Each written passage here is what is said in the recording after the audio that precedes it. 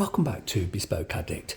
I'm going to be opening this box. It's quite extraordinary. I'm not going to say anything until I've opened it. I'll let you see at the same time that I see it. I know what's in here, but I've only really seen a tiny little photograph, and it wasn't the clearest, and there were lots of other shoes in the same photograph. These are shoes, obviously, and there were lots of other shoes in the same photograph.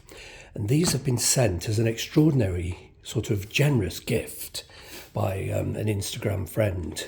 I've cut the label off. I've cut he wants to remain anonymous, which is what I expected. So I've cut the label off. But anyway, let's open this. Honestly, I'm ever so nervous. I've known for about a week that this package is on its way, and I had no idea of knowing when it was going to arrive. And it's arrived in the salon, but I've not been in the salon today. Actually, I've been elsewhere, but I've popped into the salon to do something else, and look at what was waiting for me. But anyway, gosh, honestly, I'm ever so nervous. I really am nervous because just not anxious as much as anything. I don't know. I shouldn't be. Listen to me rambling. These are very, very, very special, and. The generous offer was you choose a pair from the collection and I will send them to you.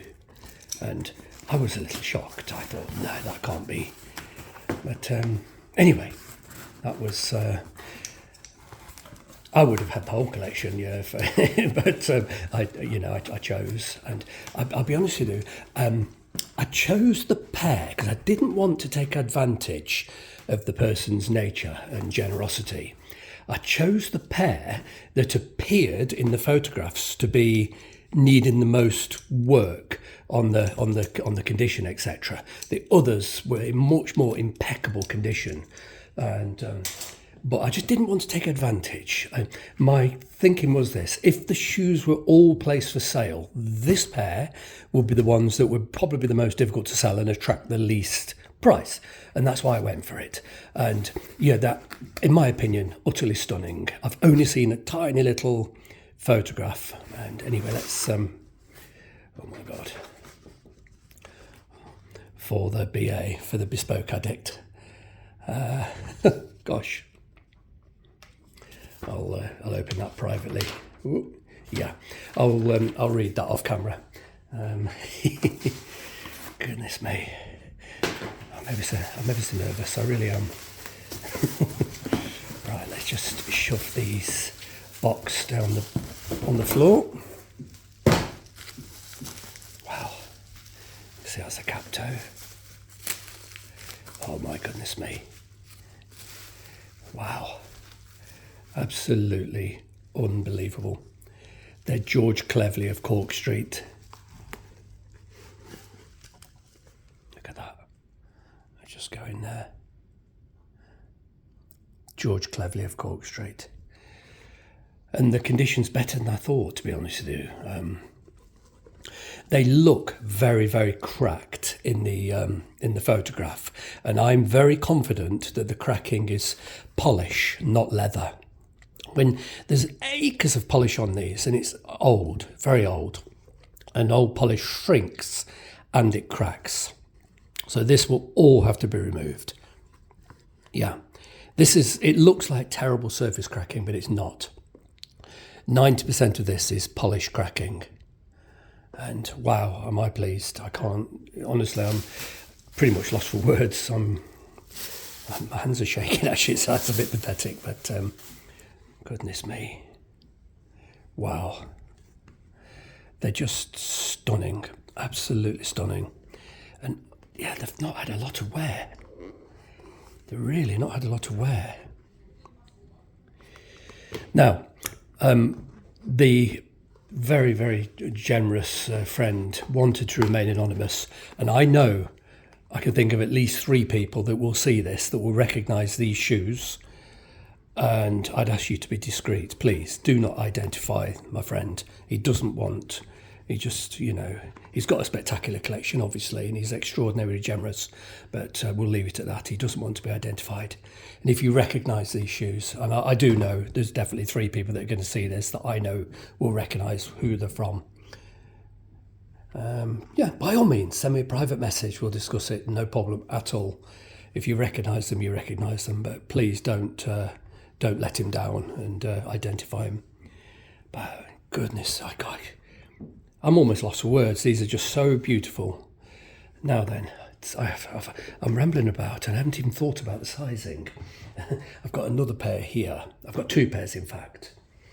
Same maker, George Cleverly of Cork Street. And these go on my feet, but wow, are they snug. I can wear them, but they're snug. And these do look a bit bigger. They are. Thankfully, the black ones are a little bit bigger. So let me just measure them with another pair. Once again, George Cleverly of Cork Street. And these are a fraction big on me, but nothing silly. Gosh, the sizing is extremely similar, lengthwise, widthwise. It's funny, you know, you can when you have a lot of shoes, just handling them and looking at them, you know straight away whether something will or won't fit. And these will fit me.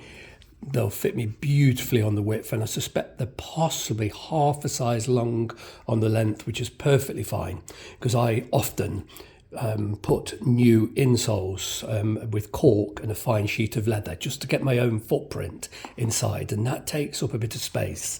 So if these are a fraction on the large side, I will be able to make them fit me, no problem at all. But goodness me, I'm just lost for words. I'll make a more coherent video.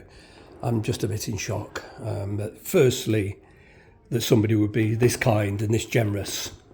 And it's international postage. You know, these have cost quite a lot of money to send abroad, you know, and it's not been a £5 postage. But yeah, it's got Cleverly's bespoke stamp in the soles. Wow, you know, the very generous person. He has several similar pairs, and you know, he just said, "Listen, just choose a pair, and I'll pop them straight in the post to you." And it was just a surreal moment. As I say to you, there were several beautiful pairs in his collection, and this pair, I chose them purely. Well, they looked worse than this in the photograph. The cracking looked to be a lot more extensive, but I knew it was just polished. This cracking, this is not leather. That's the polish. This is all polish. Yeah, there's minor, very, very minor cracking, but basically these will get stripped back to the bare skin and nourished. And I'll be able to buff the worst of those cracks out, you know, before I re-nourish them and re-moisturise them. They're just so beautiful as they are. It'd be nice just to polish them and wear them, but these have never been stripped. That's why this polish is, you know, they're from the 60s, and you know, this polish really does need to come off. It's not doing its job anymore. You can't nourish the skins through this amount of polish, and these skins will be desperately thirsty underneath all this. So even though that patina looks glorious, it is going to come off, and I'll treat the skins. Same with these, actually. I've had these, I don't know, probably 2 years. So I'm not doing anything about cleaning them, nourishing them. There's a couple of problems with the stitches. The anchor stitch in the middle here is broke, and I think it might be the other shoe. Some of the stitches around here are gone. But overall, they're in spectacular condition. But I've just done nothing with them. I've got that many pairs of shoes. It takes time to bring things forward. I think these might end up jumping the queue. There's a big queue of pairs that are waiting for attention. And I do think, yeah, God, yeah. Well, honestly, I'm just my mind's blown, if I'm honest with you. I'm rambling, I'm completely incoherent, and do forgive me, I'm sorry. I'm not making a lot of sense. I'm just talking around in circles. I'm so shocked and so thrilled and so excited. But I think I'm going to cut this off now before I start embarrassing myself any more. But thank you so much, my friend, for sending those. This is really overwhelming.